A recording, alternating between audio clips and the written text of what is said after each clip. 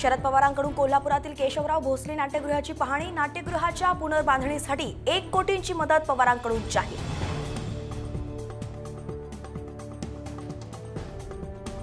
आदित्य ठाकरेंचा उद्या मराठवाडा दौरा। अतिवृष्टीमुळे झालेल्या नुकसानीची करणार पाहणी। नांदेड, कळमनुरी, परभणीतल्या भागाचा घेणार आढावा। विधानसभेत उदय सामंत कळमळाचे उमेदवार असतील। ठाकरे गटाचे आमदार राजन साळवेंचा मोठा दावा, तर उदय सामंत कुणाचेच होऊ शकणार नाहीत असाही घणाघात। महायुतीचे नेते के.पी. पाटील शरद पवारांच्या भेटीला। राधानगरी मतदारसंघातून निवडणूक लढवण्यासाठी महाविकास आघाडीकडे जाण्याची शक्यता।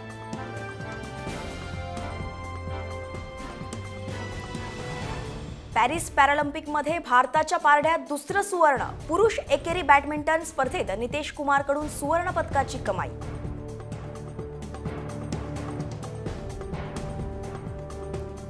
पुण्यातल्या ऐतिहासिक ठिकाणांना यंदा हेरिटेज लुक प्राप्त होणार।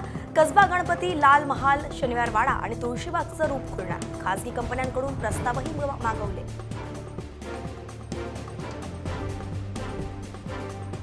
डहाणू नाशिक रेल्वे मार्गाच्या सर्वेक्षणाला केंद्राची मंजुरी। 25 वर्षांपासून रखडलेला मार्ग, 2.5 कोटींचा निधी मंजूर।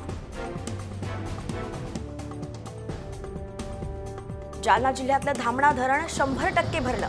परिसरातल्या 15 ते 20 गावांचा पाण्याचा प्रश्न मिटला। सततच्या पावसामुळे धरण ओव्हरफ्लो।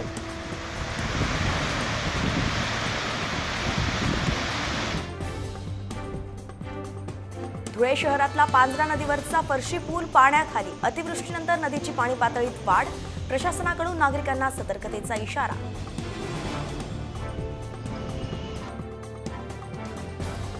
संभाजीनगरमधील नरभक्षक बिबट्या अखेर वन विभागाच्या जाळ्यात। 5 दिवसांपासून बिबट्याच्या हल्ल्यात शेतकऱ्याचा मृत्यू। 6 दिवसांपासून खालत होता धुमाकूळ।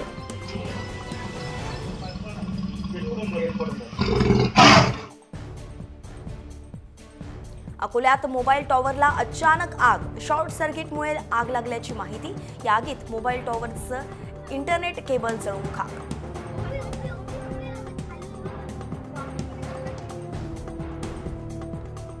सोसायटीमध्ये पार्क केलेल्या गाडीचा सीट कव्हर पाडल्यानं भटक्या कुत्र्यांना बेदम मारहाण। पिता पुत्राविरुद्ध पोलिसात गुन्हा दाखल। पुण्यातल्या स्वारगेटमधील घटना।